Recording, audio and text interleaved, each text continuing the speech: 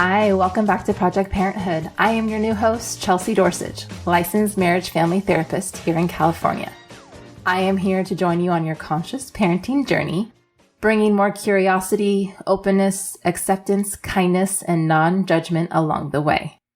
My goal is through these podcasts that we accept what is out of our control, commit to improving our parenting life, and discover better outcomes for ourselves and our family. By now, all the kids are out on summer break. I imagine this can lead to a mixture of feelings, maybe a huge relief that we're not rushing out of the house every day, or maybe you are still rushing out to work in summer camps, but also want to try to find a way to balance this out with family fun. Maybe there's that fear of hearing the words, "I'm bored," or worry that you won't get everything accomplished that you had hoped. Today's episode, I want to dive into a few quick hacks to help you and your kids enjoy summer while also keeping up with necessary skills to help you get ready for next school year. It can be hard to find a balance between relaxing and enjoying the time off while also maintaining somewhat of a routine. We want to end summer feeling good about aspects, but also try to avoid that disappointing feeling that we didn't do all those things we imagined. The start of summer is a great time to set intentions and goals for the weeks ahead, decide on screen time limits and expectations, set up summer academic support, and even some chores and household projects. First summer hack, identifying a meaningful goal. You can have each child set up their own individual goal and each parent, as well as a family goal. Your children's goals could look something like musical related, sports, video games, cooking, anything they want to accomplish, finish, or do. Same goes for you parents.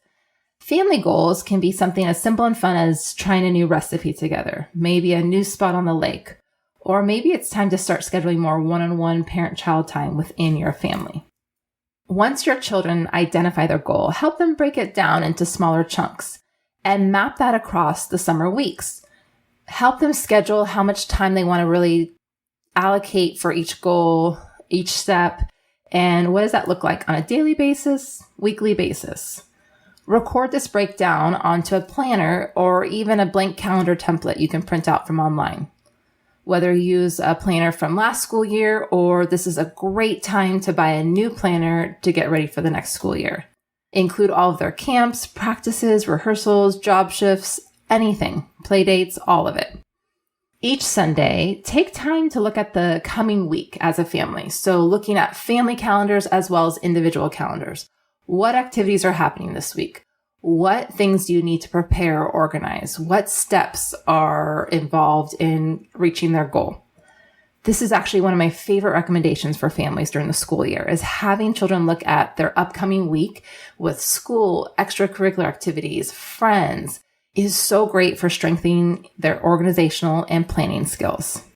And just to add another little summer fun way to strengthen those organizational and planning skills is to get your children more involved in cooking projects or packing for trips.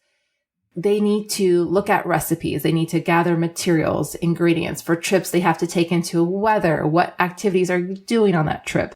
So this really helps them get thinking about how they can plan, what they need to organize.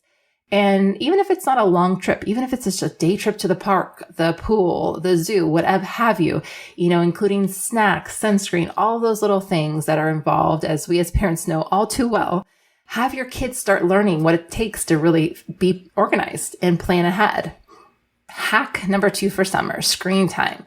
So I know this one's one that the limits can get loosened up, during summer when we don't have as much going on, but still try to find a way to break it up throughout the day or have it be the second half of a first then statement. For example, first we're going to read 20 minutes and then some screen time. Or first we're going to work on our goal, our summer goal. Like maybe you can get so many minutes done or the first step done and then we'll do screen time.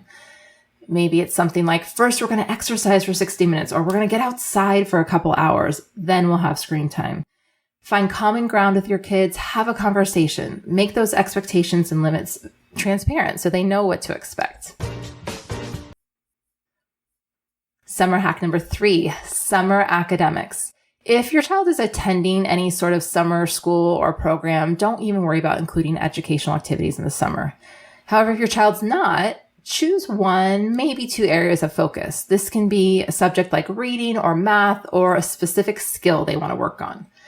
And you're going to set up a certain time during the day for them to practice this, usually first thing in the morning after breakfast, or maybe later afternoon, evening when they would normally be doing homework during the school year. And this is just a quick 15 minutes. Math, if that's their subject that you work on, there are so many online resources like Khan Academy, Academics, Extra Math. Even connect with teachers if you still have their contact info, asking them if they haven't already recommended something. Writing, kids can work on their own fiction stories. There's online tools like video writing prompts that help them do that. Give them a journal or use a leftover composition book from the school year and have them start journaling weekly activities. Have them reflect on their goal, what they've done so far, what still needs to be done. Or have it be a family involvement where there's a journal that everyone is passing back and forth. Maybe it's just a parent-child, maybe it's just siblings or the whole family. And you can get super silly, super creative of what's being written back and forth and do fun things like my kids the other day just started doing word jumbles, like just creating their own for us. So that's anything that really pertains to your family and interests your family. For reading, you can turn on subtitles, reference your school's reading list. I know our library always has a summer reading challenge. We even have a frozen yogurt place that will pass out bookmarks that kids keep track of the books they've read. And then they turn that in for some free froyo. Also, audiobooks. Don't forget about these. These actually help strengthen working memory. So it's a great to add into also reading books, but listening as well. Summer hack for chores and household projects. Summertime's a great time to start new chores or like a job chart. You have more flexibility to really implement and fine tune it before the school year starts. This encourages responsibility and accountability for your children, and it helps them work on executive function skills of starting and finishing tasks that are less desirable. Because the reality is they're going to get to the school year and they're going to be subjects or projects that they just don't really have any motivation to do. And this kind of helps them, okay, how do I get started on this and how do I keep finishing it?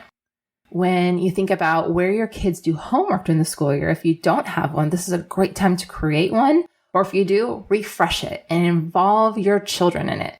Have them help decorate it, set it up so they have more ownership and excitement about using it. Clean out, declutter, organize last year's backpacks, binders, folders, inventory your school supplies, throw out what can't be reused, or write down what you need to replace. Write down what you can reuse so you don't buy more of it when it gets closer to the school year. Use these backpacks and these items for road trips too if you have any coming up. It is recommended that you start school routines at least 1 week, if not 2 weeks before school starts. Starting with a summer goal, incorporating screen time expectations, academic support, and making time for chores and household projects can be key to wrapping up your summer on the best note possible. Spend time reflecting at the end of each day or each week and notice what you did, whether it was planned or unexpected accomplishments. If there's something you didn't quite get to, try to stay away from judgment and just use your reflection to inspire the next day or week's intention. This concludes our episode. Remember to be curious, open, accepting, kind, and non-judgmental on your conscious parenting journey. If you have any questions about this episode, about your parenting journey, and or topics you'd like to hear more about, please reach out to parenthood@quickanddirtytips.com or leave a message at 646-926-3243. Project Parenthood is a Quick and Dirty Tips podcast. Thanks to the team at Quick and Dirty Tips: Holly Hutchings, Davina Tomlin, Morgan Christensen, and Brian Getchus. May you be happy, safe and protected, healthy and strong, and live with ease.